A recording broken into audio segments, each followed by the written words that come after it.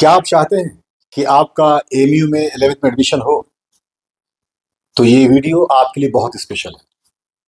ये वीडियो उन लोगों के लिए बहुत खास है जो पेरेंट्स या गार्जियंस जिनके बच्चे 11th इंट्रेंस में बैठने वाले हैं।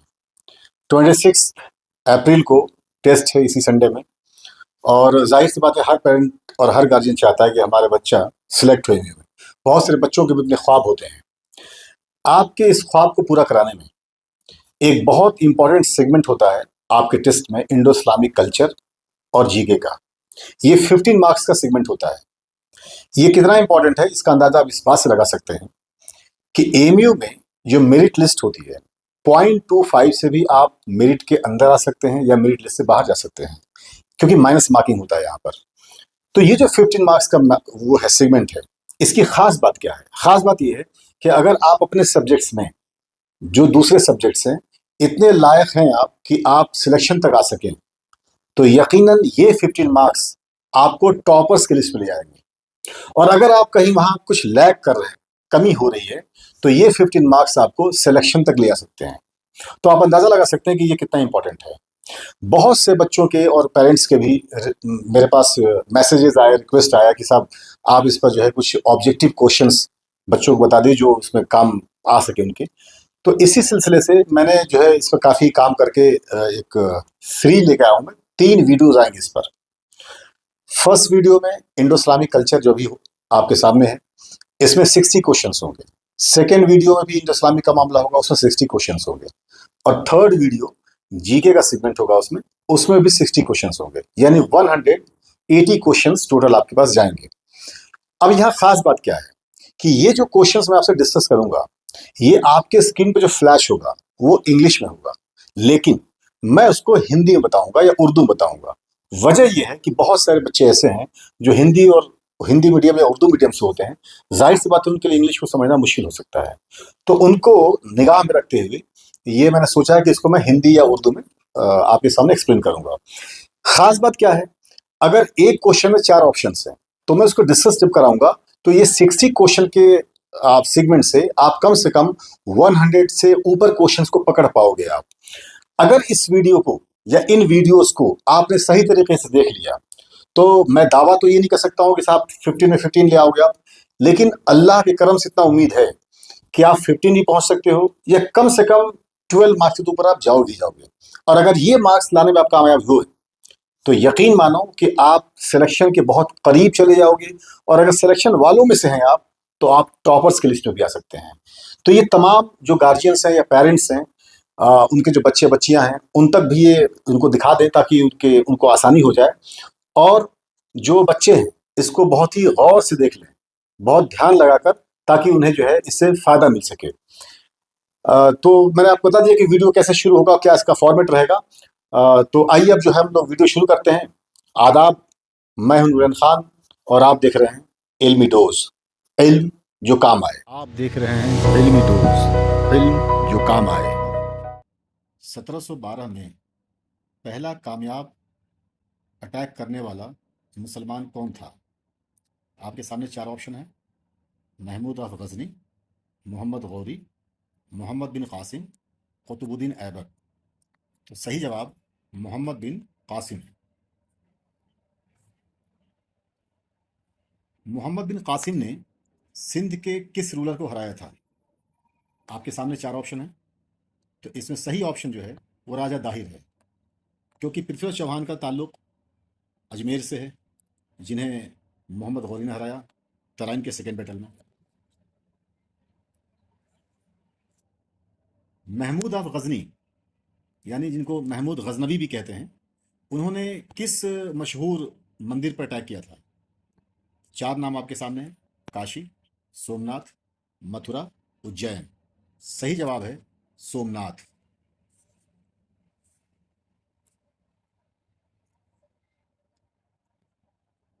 तराइन के दूसरे जंग में पृथ्वीराज चौहान को किसने हराया था? महमूद ऑफ गजनी, मोहम्मद गौरी, कुतुबुद्दीन ऐबक, इल्तुतमिश। तो सही जवाब है मोहम्मद गौरी।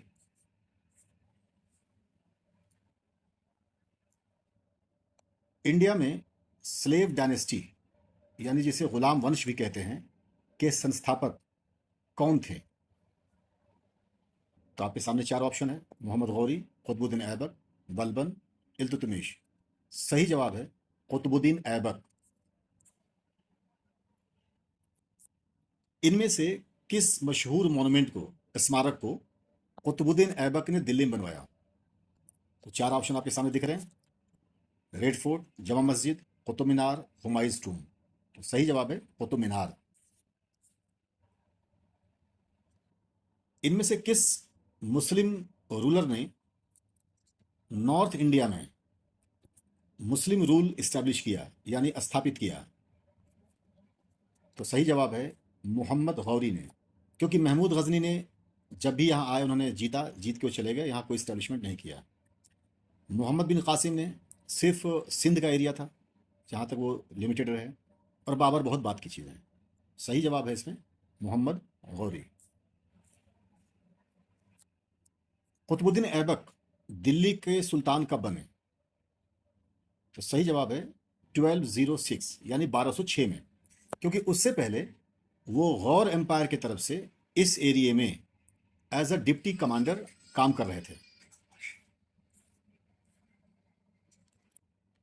किस सुल्तान ने मार्केट कंट्रोल पॉलिसी या मार्केट कंट्रोल सिस्टम दिल्ली सल्तनत में इंट्रोड्यूस किया, यानी लेकर आए?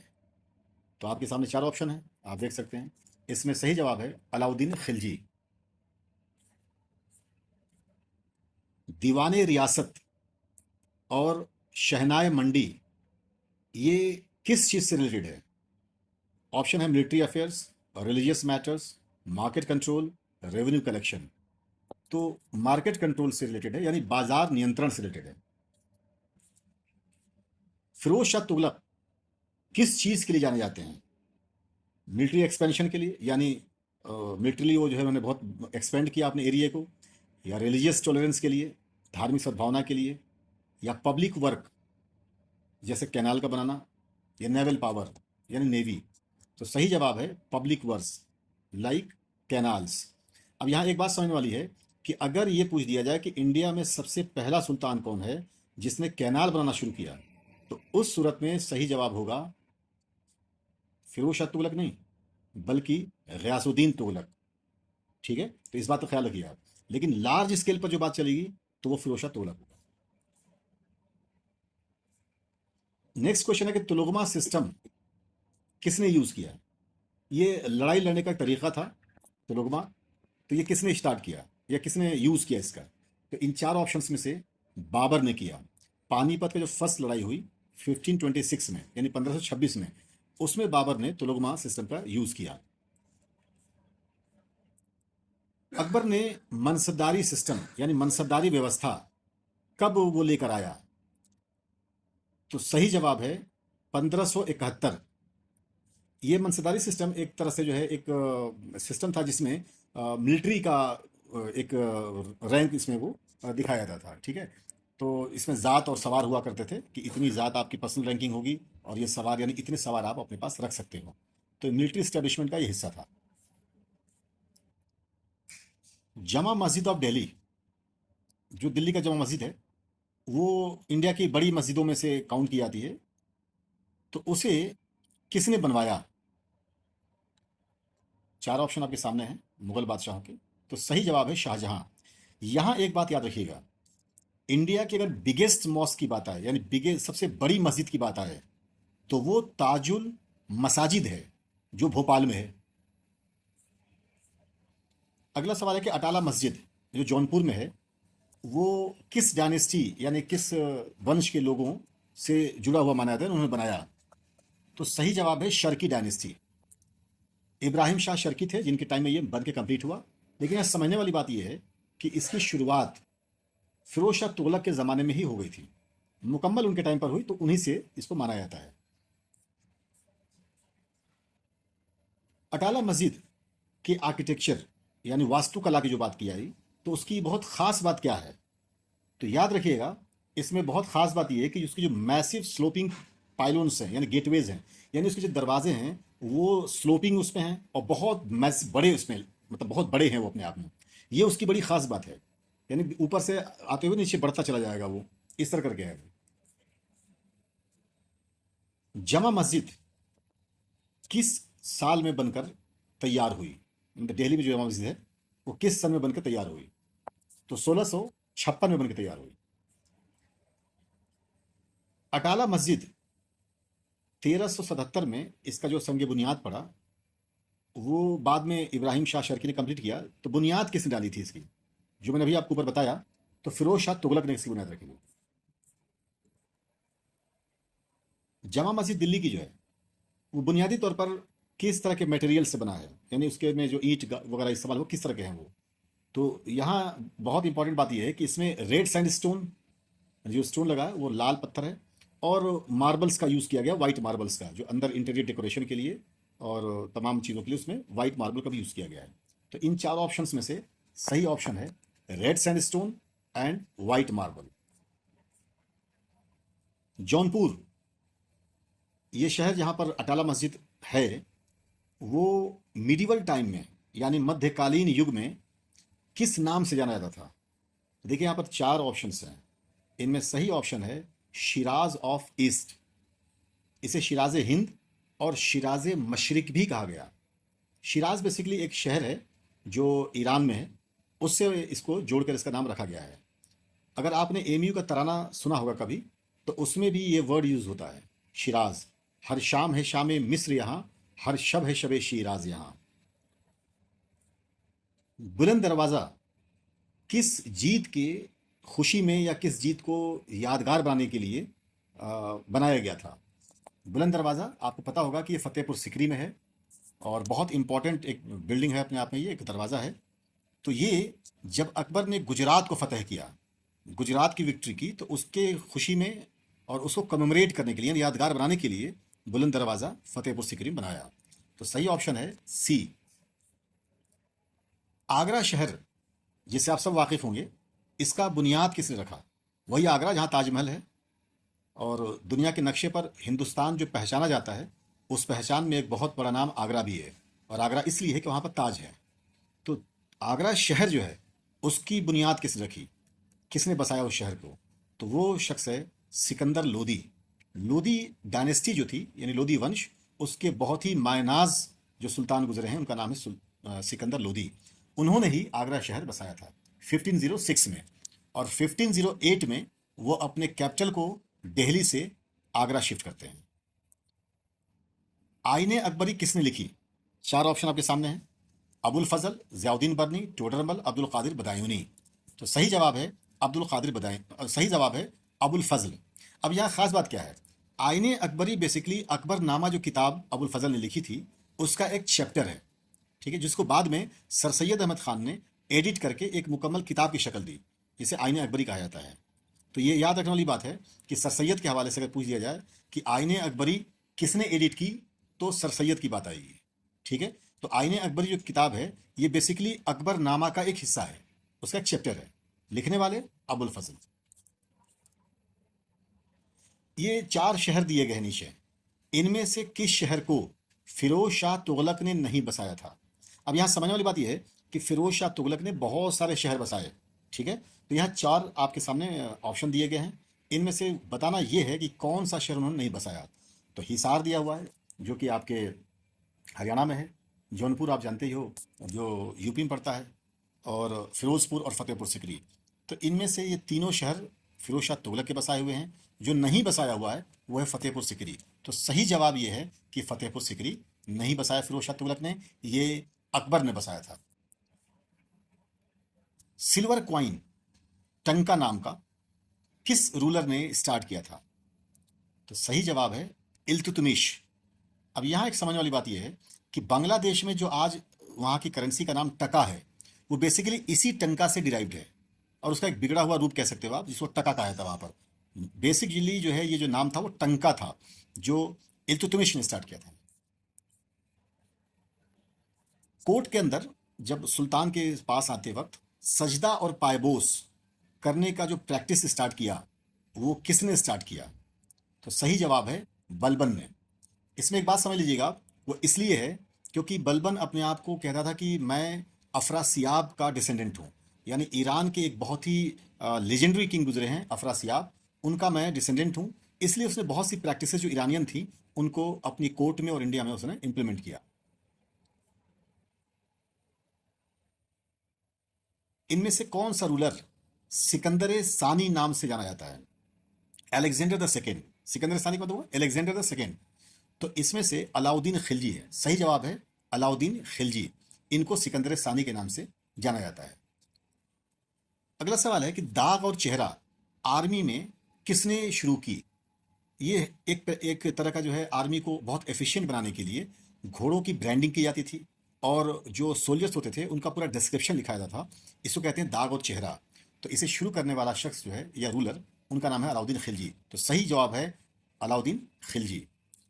मार्केट कंट्रोल पॉलिसी यानी बाजार नियंत्रण किसने स्टार्ट किया? तो अलाउद्दीन खिलजी ने स्टार्ट किया। हम लोग ऊपर इस पर एक दूसरी तरह से क्वेश्चन आ चुका है, तो आपको ये पता होना चाहिए कि जब भी पूछा जाएगा बाजार नियंत्रण के बारे में तो वो अलाउद्दीन खिलजी होगा। लाख बख्श के नाम से कौन सा रूलर मशहूर है? तो इसमें चार ऑप्शन आपके सामने दिख रहे हैं। इनमें जो सही जवाब है वो कुतुबुद्दीन ऐबक। इनको लाख बख्श कहते थे। गिवर्स इन लैक्स, लाखों में देने वाले, बहुत दरियादिल इंसान, बहुत सखी इंसान। तो इनके साथ ये मंसूब है, जुड़ा हुआ है। तो कुतुबुद्दीन ऐबक को लाख बख्श के नाम से भी जाना जाता है। शेर शाह सूरी जो हिंदुस्तान के एक बहुत बड़े रूलर गुजरे हैं और बहुत फार साइटेड, तो उनका जो चाइल्डहुड नाम था यानी रियल नाम था वो क्या था? तो उनका रियल नाम फरीद खान था। शेर शाह सूरी ने हुमायूं जो मुगल बादशाह हैं, बाबर के बेटे हैं, इनको किस बैटल में हराया था? तो यहाँ चार ऑप्शन आपके सामने हैं। बैटल ऑफ पानीपत 1526, आप सब जानते हो, बाबर की इसमें लड़ाई हुई है इब्राहिम लोदी से। बैटल ऑफ खानवा, इसमें बाबर की लड़ाई हुई है राणा सांगा से। बैटल ऑफ घाघरा, इसमें बाबर की लड़ाई हुई है पठानों से। ये जो डिफीट हुआ है हुमायूं को, ये बैटल ऑफ चौसा में हुआ है 1539। चौसा जो है वो बिहार में पड़ता है, बिल्कुल यूपी का बॉर्डर है। शेर शाह सूरी ने किस मशहूर रोड को बनाया जिसे बाद में ग्रांड ट्रंक रोड कहा गया, जीटी रोड? बड़े कमाल की बात है कि 5 साल जिस आदमी ने हुकूमत सिर्फ किया हो, वो तकरीबन 3700 किलोमीटर रोड, यानी आपके सोनार गांव जो बांग्लादेश में पड़ता है वहां से लेके पेशावर और बाद में काबुल तक भी गई, इतना लंबा रोड बनवा दिया। तो आप समझ सकते हैं कि अगर नीयत सही हो तो कम वक्त में भी काफी काम हो सकता है। तो उस रोड का एक्चुअल नाम क्या था? तो ये चार नाम आपके सामने हैं। इसमें जो सही नाम है, जो सही ऑप्शन है वो है शाहराह आजम। और कहीं कहीं से शाहराह शेर शाह भी कहते हैं। ठीक है, तो ये कंफ्यूज मत होइएगा। अगर सवाल क्वेश्चन में अगर ये ऑप्शन आ जाए शाहराह शेर शाह, तो आप शाहराह शेर शाह लगाइएगा। लेकिन याद रखिए, अगर शाहराह शेर शाह देगा तो फिर उन ऑप्शंस में शाहराह आजम नाम नहीं होगा। ठीक है। सिल्वर क्वाइन जिसे रुपया कहा गया, ठीक है, सिल्वर कॉइन जो स्टार्ट किया शेर शाह सूरी ने, उसे किस नाम से पुकारा गया या किस नाम से जाना जाता है? तो रुपया। ये बड़ी इंटरेस्टिंग बात है कि हिंदुस्तान से लेके पाकिस्तान से लेके और कई ऐसे मुल्क हैं जहाँ पर कि रुपया करेंसी तौर पे यूज़ होता है। ये रुपया इंट्रोड्यूस करने वाला शख्स जो है वो शेर शाह सूरी हैं। शेर शाह सूरी की टॉम यानी उनका मकबरा जहाँ वो दफन है वो कहाँ पर है? तो वो सासाराम बिहार में पड़ता है। बिहार में एक डिस्ट्रिक्ट है रोहतास, उसी में ये जगह है सासाराम, जहाँ पर कि उनका कब्र है। और बहुत ही बेहतरीन मकबरा है। कभी आपका अगर बिहार के उस एरिया में जाना हो तो आप इसे देख सकते हो कि आर्किटेक्चर का बड़ा नायाब नमूना अपने आप में ही है। परगना एक एडमिनिस्ट्रेटिव यूनिट शेर शाह ने अपने ज़माने में बनाया। सवाल ये है कि इसके ऑफिशियल को, यानी इसका जो ऑफिसर होता था टॉप रैंकिंग ऑफिसर परगना का, उसे किस नाम से पुकारते थे? तो शिकदर कहते थे, शिकदर। कहीं कहीं शिकदार भी बोलते हैं।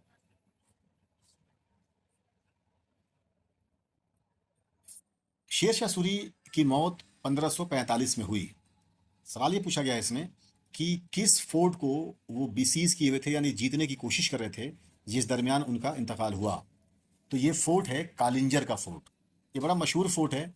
इसको इम्प्रेग्नेबल कहा गया, जिसको जीत ना सके। लेकिन खास बात यह है कि पहले कुतुबुद्दीन ऐबक ने इसको जीता था, बाद में ये दिल्ली सल्तनत के हाथ से निकल गया था, तो दोबारा जो है शेर शाह सूरी ने जीता। लेकिन जीतने के उस काम में वो एक तोप के फट जाने की वजह से उसमें झुलस गई है और इनका इंतकाल हुआ। लेकिन किला फतह होने के बाद ही ये डेथ की है। अकबर, जिसे अकबर द ग्रेट भी कहते हैं, महान कहते हैं, अकबर द महान, अकबर ने थ्रोन पर कब बैठा, यानी अकबर की ताजपोशी किस साल हुई? तो सही जवाब है 1556, यानी 1556 में अकबर की ताजपोशी हुई। इसमें दो बड़ी खास बात, एक तो ताजपोशी कालानौर एक जगह का नाम है, नोट कर लीजिएगा, कालानौर, ये गुरदासपुर डिस्ट्रिक्ट है पंजाब में, वहाँ पर इनको जो है ताजपोशी की गई थी, क्योंकि दिल्ली में हुमायूं का डेथ हो जाने की वजह से इनको वहाँ पर बादशाह बनाया गया। पानीपत का सेकेंड बैटल जो 1556 में हुआ, ये अकबर जो जिनके मेन कमांडर और रीजेंट यानी उनके संरक्षक बैरम खान थे, उनके और किसके बीच में हुआ? तो चार ऑप्शन आपके सामने हैं, इसमें से जिसके खिलाफ ये लड़ाई लड़ी गई उसका नाम हेमू है। अकबर ने कौन सा रेवेन्यू सिस्टम राजा टोडरमल के हेल्प से शुरू किया, यानी किस तरह का लगान का व्यवस्था जो होता है हिंदी में अगर कहा जाए तो उन्होंने शुरू किया? तो इसमें आपके सामने चार ऑप्शन दिख रहे हैं। जो सही ऑप्शन है वो जब्ती या दहसाला सिस्टम कहते हैं, ठीक है, यानी पैमाइश के बाद 10 साल का एक प्रोजेक्शन बना लिया गया कि 10 साल तक एक किसान इतना इतना वो देता रहेगा, 10 साल के बाद ही उस पर रिन्यूअल होगा कि इस पर बढ़ना है टैक्स, लैंड टैक्स यानी ज़मीन का कर, भूमि कर, या घटना है। तो इसे जब्ती या दहसाला कहा गया। यहाँ एक समझने वाली बात इंपॉर्टेंट ये है कि हिंदुस्तान में फर्स्ट टाइम ज़मीन की पैमाइश करके, यानी लैंड को स्केल करके नाप कर उस पर लैंड टैक्स लगाने का सिस्टम, भूमि कर लगाने का सिस्टम जो शुरू किया वो शेरशाह सूरी ने किया, और वहाँ भी उनके रेवेन्यू मिनिस्टर ये राजा टोडरमल साहब ही थे। बहुत ही एफिशिएंट इंसान रहे हैं ये, इनका बड़ा कंट्रीब्यूशन रहा है। बकिया इसमें जो आपको ऑप्शन दिख रहे हैं मनसबदारी, तो मनसबदारी सिस्टम जो है एक मिलिट्री सिस्टम था, एक रैंक था जो दिया जाता था, जो अकबर ने स्टार्ट किया। इक़्तिदारी सिस्टम ये इल्तुतमिश ने स्टार्ट किया, ये मिलिट्री कम सिविल सिस्टम था। और आप रैयतवारी सिस्टम जो देख रहे हो, ये रैयत से डायरेक्ट टैक्स लेने का जो सिस्टम हुआ करता था उसको रैयतवारी कहते हैं। अकबर ने एक नया रिलीजन चलाया, एक नया मजहब चलाया, ठीक है, वो 1582 में, 1582 में। तो उस मजहब को किस नाम से पुकारा जाता है? आपके सामने चार ऑप्शन है, इसमें सही ऑप्शन है दीन इलाही। कहीं कहीं आपको ये तौहीद इलाही के नाम से मिलेगा, तो कंफ्यूज मत होइएगा, कभी भी ऑप्शन में ये दोनों नाम नहीं आएंगे। जहाँ दीन इलाही आएगा वहाँ तौहीद इलाही नहीं आएगा, और जहाँ तौहीद इलाही आएगा वहाँ दीन इलाही नहीं आएगा, क्योंकि दोनों इंटरचेंजेबल है। दूसरी बात, इससे चार ऑप्शन में आपको इबादत खाना जो दिख रहा है, ये बड़े कमाल की बात है। इबादत खाना यानी प्रेयर हॉल, तो आप जानते हो हिंदू, मुसलमान, क्रिश्चियन, ज्यूज, तमाम जो मज़हब के लोग हैं सबके इबादत खाने को कुछ न कुछ नाम से पुकारते हैं। लेकिन अकबर ने फतेहपुर सिकरी में एक ऐसा इबादत खाना बनवाया था जिसमें कि सारे मज़हब के लोग बैठ के डिस्कशन किया करते थे। दूसरा ऑप्शन इसमें आप जो देख रहे हो सुलह कुल, तो अकबर की रिलीजियस पॉलिसी को सुलह कुल कहते हैं, ठीक है। और मनसबदारी सिस्टम तो बता ही चुका आपको मैं पहले भी कि वो एक मिलिट्री सिस्टम था, और जो स्टार्ट जो है अकबर ने किया था। अगला क्वेश्चन है कि अकबर के कोर्ट के मतलब अकबर के दरबार में मशहूर म्यूजिशियन यानी संगीतकार कौन थे? तो सही जवाब है तानसेन। बहुत मशहूर म्यूजिशियन रहे हैं, इनको मियाँ तानसेन भी कहा जाता है। अपने ज़िंदगी के आखिरी वक्त में ये इस्लाम भी कबूल कर लिए थे, और इनको दफन जो किया गया है वो ग्वालियर में इनको दफन किया गया है। तो मियाँ तानसेन जो है वो बहुत बड़े म्यूजिशियन ऑल द टाइम के लिए भी रहे हैं। ये चार ऑप्शन यहाँ दिख रहा है, ये चारों के चारों जो है वो अकबर के नवरत्नों में से हैं। बिरबल खास काउंसलर उनके रहे हैं, और तंजो मज़ाह में भी काफ़ी इनका मामला रहा है। अबुल फजल कोर्ट हिस्टोरियन रहे हैं, यानी दरबारी इतिहासकार रहे हैं, इंटेलेक्चुअल थे। फैज़ी जो है शायर रहे हैं, फ़ारसी के बड़े शायर गुजरे हैं ये। अकबर ने नॉन मुस्लिम्स पर से यानी हिंदुओं पर से जजिया जो टैक्स लगता था, रिलीजियस टैक्स था, इसको हटा दिया। सवाल ये है कि अकबर ने जजिया किस साल में ख़त्म किया? चार ऑप्शन आपके सामने हैं, इसमें सही जवाब है 1564, यानी बी ऑप्शन। औरंगजेब ने ताजपोशी के बाद, यानी जब औरंगजेब बादशाह बने, तो बनने के बाद उन्होंने किस टाइटल को अडॉप्ट किया, किस टाइटल को लिया, यानी कौन सी उपाधि उन्होंने ली? तो उन्होंने जो उपाधि ली वो थी आलमगीर, ठीक है, आलमगीर। अगला सवाल है बीबी का मकबरा, इसे ताज ऑफ डेक्कन या ताज ऑफ साउथ इंडिया भी कहते हैं, औरंगजेब ने बनाया था। अपनी बीवी की याद में, और बहुत छोटा सा बना हुआ है, लेकिन ताजमहल की एक तरह से कॉपी है वो। तो सवाल ये है कि ये किस शहर में है? तो सही जवाब है औरंगाबाद। ये महाराष्ट्र में पड़ता है। किस मुगल बादशाह को जिंदा पीर के नाम से पुकारते हैं? जिंदा पीर। तो इन चार ऑप्शंस में से जो सही जवाब है वो है औरंगजेब। औरंगजेब आलमगीर को जिंदा पीर कहते हैं। देखिए, यहाँ समझने वाली बात क्या है कि आजकल छोटे मोटे ओहदे पाकर लोग पता ना कैसे कैसे लिबास पहनना चालू कर देते हैं और कैसे कैसे अपने लिविंग स्टैंडर्ड को बहुत हाई दिखाने की कोशिश करते हैं। जिस शख्स की बात हो रही है, ये 20 ईयर्स 20 साल तक as a viceroy of Deccan रहा है। यानी पूरा साउथ इंडिया का एक तरह से कह लीजिए मुगल बादशाह शाहजहां की तरफ से उनका अपना रिप्रेजेंटेटिव रहा है। और 50 साल तक हिंदुस्तान का बादशाह रहा है। यानी 70 साल तक ये हुकूमत में रहा इंसान। इतनी लंबी हुकूमत करने के बाद भी कोई इंसान सादी जिंदगी जी जाए, गवर्नमेंट के एक्सचेकर से एक पैसा अपने जाती खर्च के लिए न ले, अपने जाती खर्च जो है टोपी बुनकर कुरान पाक लिखकर अगर खर्च चलाए, तो जाहिर सी बात है ऐसे ऐसे इंसान को जिंदा पीर ही कहा जा सकता है। अगला सवाल यह है कि किस मुगल बादशाह के टाइम में सबसे ज्यादा जमीन मुगल एम्पायर के पास रही? यानी सबसे बड़ी हुकूमत जमीन के एतबार से देखी जाए तो रही। तो यहां भी सही ऑप्शन, सही जवाब होगा औरंगजेब आलमगीर। क्योंकि औरंगजेब के टाइम में बहुत बड़ा हिंदुस्तान था। आज जो आप दुनिया का नक्शा देख रहे हो, इसमें तकरीबन 5-6 मुल्क ऐसे आ जाएंगे जो औरंगजेब आलमगीर के झंडे के नीचे आते थे as a Mughal empire. Next question है कि औरंगजेब ने जजिया टैक्स को री इम्पोज कब किया? दोबारा कब लगा दिया? जो अकबर ने हटाया था, तो वो चीज़ जहांगीर ने भी कैरी आउट किया, शाहजहां ने भी कैरी आउट किया, औरंगजेब ने लगाया। एक बड़ा डिबेट है इस पर। अभी चूंकि आपको मैं डिस्कस कर रहा हूँ, इसलिए इस पर मैं उस पर नहीं आऊँगा, क्योंकि एक लंबी वो फिर बात हो जाएगी। तो जजिया को जो री इम्पोज किया, दोबारा लगाया औरंगजेब ने, वो 1679 में लगाया, 1679 में। नेक्स्ट क्वेश्चन है मोती मस्जिद जो रेड फोर्ट के अंदर है, लाल किले के अंदर जो मोती मस्जिद है, वो किसने बनाया? तो वो बनाने वाले शख्स औरंगजेब आलमगीर है। यहां एक बात याद रखिएगा, दो मशहूर मोती मस्जिद, एक आगरा फोर्ट में और एक दिल्ली के फोर्ट में, जिसे रेड फोर्ट कहते हैं, दोनों जगह पर है। अगर आगरा फोर्ट के मोती मस्जिद की बात होगी तो ये बनाने वाले शाहजहां हैं। लेकिन अगर रेड फोर्ट की बात होगी, जो दिल्ली का किला है रेड फोर्ट, लाल किला, उसके अंदर मोती मस्जिद की बात होगी, तो ये बनाने वाले औरंगजेब आलमगीर हैं। टीपू सुल्तान जो हिंदुस्तान की शान है, श्रृंगापट्टनम में 4 मई 1799 को शहीद हुए। सवाल यह है कि ये कौन सी जंग थी? फर्स्ट एंग्लो मैसूर वॉर, यानी प्रथम अंग्रेज और मैसूर के बीच में लड़ाई हुई, सेकेंड, थर्ड या फोर्थ? तो सही जवाब है फोर्थ एंग्लो मैसूर वॉर। इसमें वो शहीद हुए थे, शहादत की जाम को जो है उन्होंने पिया था। टीपू सुल्तान ने एक मॉडर्न आर्म फैक्ट्री, यानी हथियार बनाने का आधुनिक फैक्ट्री, कारखाना इस्टेब्लिश किया था, स्थापित किया था। ये बड़े कमाल की बात है, ये है कि जिस टाइम की बात चल रही है, उस टाइम इंडियन रूलर्स के अंदर मॉडर्न वीपन को लेकर, मॉडर्न आर्म्स को लेकर खुद ही अपने बनाने के एतबार से कारखाना खोलने का कोई कॉन्सेप्ट भी नहीं था। आप सोच सकते हैं कि आदमी अपने वक्त से कितना आगे रहा होगा कि इसने बजाते दूसरों पर डिपेंडेंसी से हटने के लिए, यानी दूसरे पर हम मुनहसिर रहें, उससे बचने के लिए खुद का अपना मॉडर्न आर्म फैक्ट्री बनाया। सवाल यहाँ पर यह है कि ये आर्म फैक्ट्री किस शहर में बनाया गया था, किस जगह पर थी? तो ये सही जवाब है डिंडीगुल।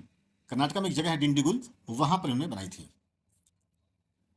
अगला सवाल है कि आखिरी मुगल बादशाह बहादुर शाह जफर को दिल्ली से कहां पर डिपोर्ट किया गया, यानी उनको वहां से देश बदर कर दिया गया, निकाल के पहुंचा दिया गया? तो इसमें सही जवाब होगा रंगून। ये जो बर्मा है, जिसको म्यांमार भी कहते हैं, वहाँ की कैपिटल है, वहाँ पर इनको एग्जाइल किया गया था, डिपोर्ट कर दिया गया था। जब 1857 की क्रांति हुई, जंग आज़ादी का जो मामला हुआ, जब उसमें भारत के लोग, इंडिया के लोग हार गए, तो उसमें इनके साथ ये जो है ये किया गया कि इनको उठा के यहाँ से रंगून भेज दिया गया। उसके पीछे वजह भी ये भी थी कि ये अंग्रेज़ इस बूढ़े बादशाह से भी डर रहे थे उस वक्त भी, कि जब इसके साथ आज लोग इकट्ठे हो गए हैं, अगर ये हिंदुस्तान के मेन लैंड में रहा तो कल फिर इसके नाम पर लोग इकट्ठे हो सकते हैं, इसलिए इसको यहाँ से हटाओ। बहुत जुल्म ज़्यादती का के शिकार हुए ये। और इन्होंने जो रंगून में बड़ा मशहूर, आपने एक शेर सुना होगा, ये कहा कि बड़ा बदनसीब है जफ़र दफन के लिए, 2 गज ज़मीन भी न मिली कुछ यार में। किस बादशाह को या किस रूलर को कलंदर के नाम से पुकारते हैं? कलंदर। कलंदर होता क्या है? कलंदर बेसिकली एक ऐसे शख्स को कहते हैं जो दुनिया की जो चकाचौंध है उससे बहुत ज़्यादा मायने न रखता हो, बहुत मतलब उसे न रखता हो, मतलब वो चीज़ उसको बहुत इम्प्रेस न करती हो। तो ऐसे लोगों को कलंदर कहते हैं, जैसे बड़े बड़े सूफिया कराम होते हैं, ऐसे लोगों को ही कलंदर कहते हैं। तो बादशाहों में वो कौन सा बादशाह है जिसे कलंदर कहा जाता है? तो वो बादशाह है बाबर, जिसको तारीख में, हिस्ट्री में कलंदर भी कहते हैं। कलंदर को समझने के लिए एक और चीज़, एक एक छोटा सा शेर सुनते चलिए बीच में, आपको मज़ा भी आएगा कि हालात के कदमों पे कलंदर नहीं गिरता, टूटे भी सितारा तो ज़मीं पर नहीं गिरता, गिरते हैं समंदर में बड़े शौक से दरिया, लेकिन किसी दरिया में समंदर नहीं गिरता। तो आप समझ सकते हैं कलंदर क्या चीज़ होती होगी। नेक्स्ट क्वेश्चन, इनमें से किसने मनसबदारी व्यवस्था शुरू की, यानी मनसबदारी सिस्टम शुरू की? तो हम लोग पहले डिस्कस कर चुके ऊपर वो दूसरे कॉन्टेक्स्ट में, तो आपको पता होना चाहिए कि अकबर ने शुरू की मनसबदारी सिस्टम। इनमें से किस किंग को, किस बादशाह को जब वो को प्रिंस ऑफ पेंटिंग कहते हैं, यानी चित्रकारिता का या का राजकुमार कहते हैं? ठीक है, तो ये जहांगीर को कहते हैं। जहांगीर के बारे में याद रखिएगा कि पेंटिंग को लेकर बहुत ही ज़बरदस्त ये आदमी पेंटिंग करना भी जानता था, इससे पेंटिंग की समझ भी थी, और इसीलिए हिस्ट्री में से प्रिंस ऑफ पेंटिंग भी कहते हैं। इनमें से किस मुगल बादशाह के रेन को, के मतलब शासनकाल को स्वर्ण युग कहा जाता है, यानी गोल्डन एज कहा जाता है? तो शाहजहां सही ऑप्शन जवाब होगा यहाँ पर। शाहजहां के दौर को golden age of Mughal empire कहा जाता है, यानी मुगल काल का सुनहरा युग कहा जाता है। हैदराबाद सिटी किसने बसाया था? चार ऑप्शन आपके सामने हैं, तो सही ऑप्शन है कुली कुतुब शाह। यहाँ एक बहुत इंपॉर्टेंट बात, जब भी गोलकुंडा मॉन्यूमेंट्स के हवाले से कोई सवाल आए आपके सामने, तो वहां पर आप बिल्कुल बेफिक्र होके, बेझिझक होके कुली कुतुब शाह का नाम टिक कर दीजिएगा। चाहे हैदराबाद सिटी के फाउंड करने की बात आए, या गोलकुंडा मोनूमेंट की बात आए, या गोलकुंडा फोर्ट की बात आए, या चार मीनार की बात आए, मक्का मस्जिद की बात आए, इन चीज़ों की जब अगर पूछा जाएगा आपसे, तो आप कुली कुतुब शाह का नाम टिक कर दीजिएगा। और ये हैदराबाद शहर जो है, कुली कुतुब शाह साहब ने अपनी बीवी हैदर महल के ऑनर में इस शहर को बसाया था। ये वही हैदर महल हैं जो पहले एक नर्तकी थी, यानी डांसर थी, जिनका नाम था भाग्यमती। उनसे इनको इश्क हुआ, इन्होंने उनसे शादी कर ली और शादी करके नाम दिया हैदर महल, और उन्हीं के उनकी याद में और उनके उनके ऑनर में, एक तरह से कह सकते हो आप, हैदराबाद शहर को उन्होंने बसाया। गोल गुंबद किसने बनाया? देखिए, ये गोल गुंबद जो है, ये दुनिया में ये माना जाता है कि पूरे वर्ल्ड में सबसे बड़ा डोम, गुंबद को इंग्लिश में डोम कहते हैं, दुनिया का सबसे बड़ा डोम जो है वो गोल गुंबद है। ये बेसिकली एक मकबरा है, इसमें बहुत सारे कब्र हैं। ये इब्राहिम आदिल शाह ने बनवाया था। आदिल शाही सल्तनत रही है साउथ इंडिया में, बीजापुर के एरिया में, वहाँ पर उन्होंने जो है ये गोल गुंबद इन्होंने बनाया है, और गोल गुंबद जहाँ पर है उस जगह का नाम बीजापुर है। इनमें से किस सुल्तान ने सबसे पहले, किस मतलब शासक ने सबसे पहले सुल्तान का टाइटल लिया? तो ये चार ऑप्शन आपको दिख रहे हैं, इसमें से सही जवाब है महमूद गजनवी। अब यहाँ एक बात समझने वाली है कि महमूद गजनवी से पहले पूरे इस्लामिक वर्ल्ड में किसी किंग ने, किसी रूलर ने कभी सुल्तान का टाइटल नहीं लिया। इस्लामिक हिस्ट्री में फर्स्ट पर्सन या फर्स्ट रूलर, पहला शासक जिसने सुल्तान का टाइटल लिया, उसका नाम महमूद गजनवी है। तहकीक हिंद, जिसे किताबुल हिंद भी कहा जाता है, इसे किसने लिखा? तो सही जवाब है अल बरूनी ने लिखा। अब यहाँ एक बात समझने वाली है, तहकीक हिंद उनकी ओरिजिनल राइटिंग है जो अरबी ज़बान में थी, बाद में इसको कई ज़बानों में ट्रांसलेट किया गया, उन्हीं में से एक ज़बान फ़ारसी ज़बान है, यानी पर्शियन लैंग्वेज। तो फ़ारसी में जब ट्रांसलेट किया गया तो इस किताब को किताबुल हिंद कहा गया। ठीक है, तो ये आपके सामने ये क्वेश्चन थे, मैंने आपको इसको डिस्कस कराया। तो आपने ये पूरा वीडियो देखा होगा, 60 क्वेश्चंस जो आपके सामने आए आपने वो भी देखे होंगे। मैं उम्मीद करता हूं कि आपको इससे फ़ायदा भी मिलेगा इंशाल्लाह। अगर हमारी वीडियो पसंद आई हो, और यकीनन आपको पसंद आई होगी क्योंकि बहुत मेहनत करके हम आपके सामने ये लेकर आए थे, तो आप इसको लाइक भी कर दीजिएगा। जो ज़रूरतमंद है उन तक आप शेयर भी करिए इस वीडियो को, ताकि ज़्यादा से ज़्यादा बच्चों तक ये बात पहुँच सके। और जो भी हमारे इस इल्मी दोस्त चैनल पर नए व्यूवर्स हैं, वो हमारे चैनल को सब्सक्राइब जरूर कर लें और बेल आइकन को दबाना ना भूलें, ताकि जो नेक्स्ट वीडियो आए उसका आपके पास नोटिफिकेशन आ सके। और 26 अप्रैल के बाद जो ये टेस्ट हो जाएगा तो उसके बाद आपको इस प्लेटफॉर्म पर बेहतरीन वीडियोस मिलेंगे हिस्ट्री के हवाले से, जो कंट्रोवर्शियल टॉपिक्स हैं, पॉलिटिकल जो एटमॉस्फियर है उसके हवाले से, और करंट अफेयर्स को भी हम इस पर डील करेंगे। आप बहुत शानदार वीडियोस देखने वाले हैं। आप बस हमारे इस चैनल पर बने रहें। आपका बहुत बहुत शुक्रिया।